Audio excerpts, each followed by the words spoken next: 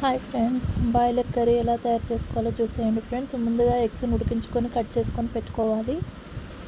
Stove on చేసుకొని pan పెట్టుకొని 2 spoons oil వేసుకోవాలి. ఆయిల్ హీట్ అయిన తర్వాతకి ఆనియన్స్ని కట్ చేసి వేసుకోవాలి.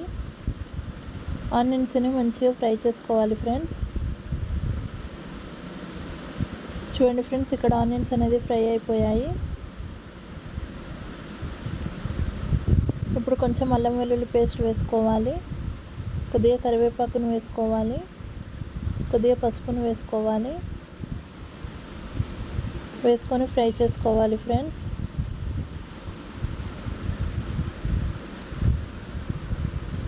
ఇప్పుడు స్పైసీనెస్కి తగ్గట్టుగా కారం వేసుకోవాలి. రుచికి సరిపడా సాల్ట్ వేసుకోవాలి. కొంచెం ధనియా పౌడర్ వేసుకోవాలి.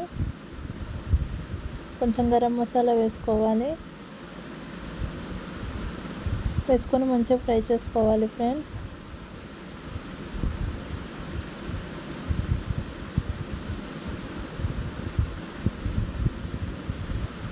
ఇప్పుడు ఎగ్స్ని వేసుకోవాలి. ఎగ్స్ని వేసుకొని కలుపుకోవాలి ఫ్రెండ్స్. చూడండి, ఇలా కలుపుకోవాలి.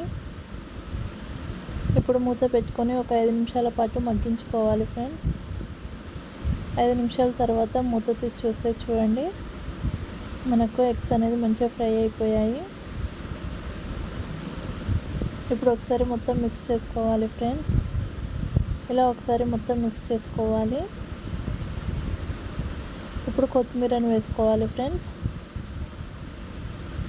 కొత్తిమీరను వేసుకొని ఒకసారి మొత్తం కలిపేసుకోవాలి. ఇప్పుడు మూత పెట్టేసుకోవాలి ఫ్రెండ్స్. ఒక 2 నిమిషాల పాటు మగ్గించుకోవాలి.